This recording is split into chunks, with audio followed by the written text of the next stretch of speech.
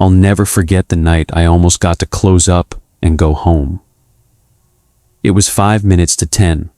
The pizza shop was dead quiet, and I was wiping down the counter by myself when the phone rang. I picked up nothing.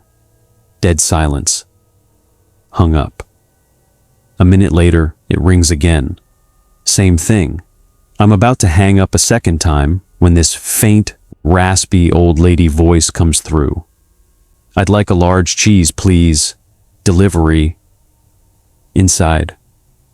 I'm dying. I just wanted to go home.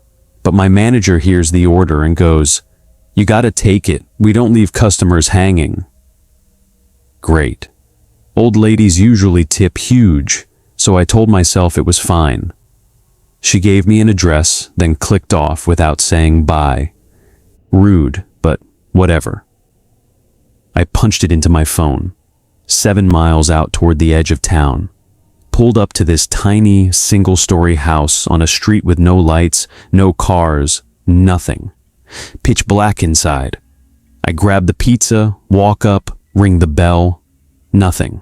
Ring it again. Still nothing.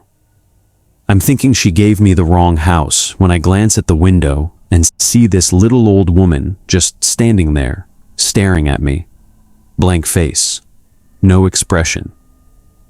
I hold up the box and yell, "Pizza delivery!" She doesn't move. I say it louder. That's when the creepiest smile I have ever seen stretches across her face slow, way too wide, like something out of a nightmare. Chills everywhere. I noped straight back to my car, tossed the pizza on the passenger seat, and texted my boss, "Dude, I'm not doing this." Started the engine and looked over one last time.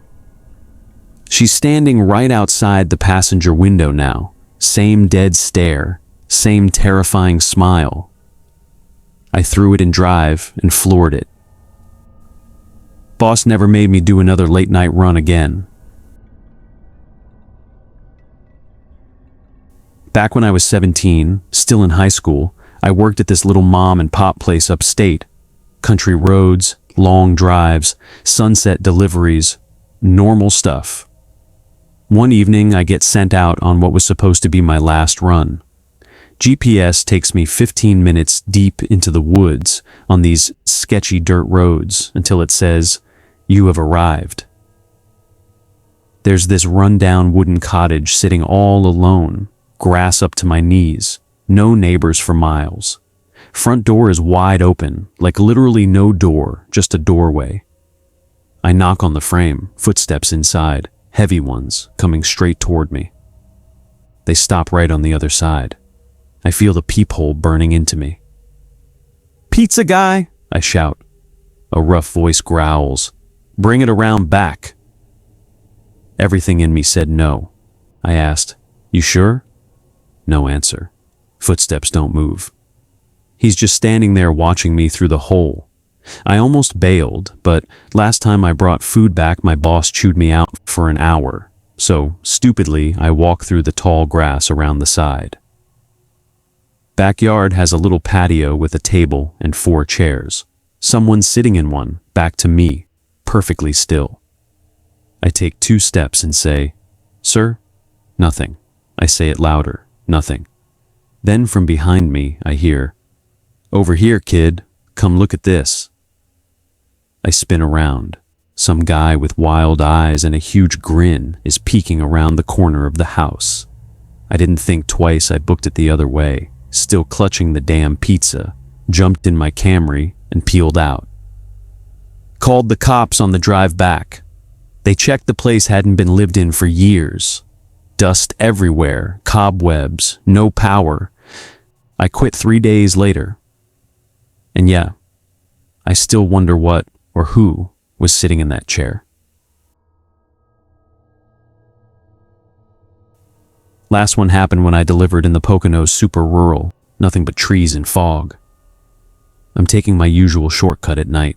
Thick fog, can barely see 10 feet ahead, when somebody in a black hoodie jumps right in front of my car. I slammed the brakes too late, felt the bump, sickest feeling of my life. I jump out, heart pounding, run to the front. Guy's lying there motionless by my tire. I'm freaking out, trying to figure out what to do, when I hear a woman screaming for help deep in the woods. Blood-curdling scream. I look at the guy still not moving. Figure I'll just be a minute, run toward the scream. Total silence after that, just crickets and my own breathing. I yell, "Hello!" Crunching leaves behind me. I turn and see a shadow duck behind a tree. I sprint back to the road. The body, gone. No blood, no guy, nothing. I jump in, lock the doors, and keep going because I still have to drop this pizza off. Dumb, I know. "Get to the house," lady answers, pays me, then stares past me with huge eyes and goes, "Wait, they let you guys have partners now?" I'm like, "What?" She points at my car. I turn around. Someone is sitting in my back seat, hood up, just staring forward. I almost threw up. "We called the cops from her porch. They got there fast, but the back seat was empty.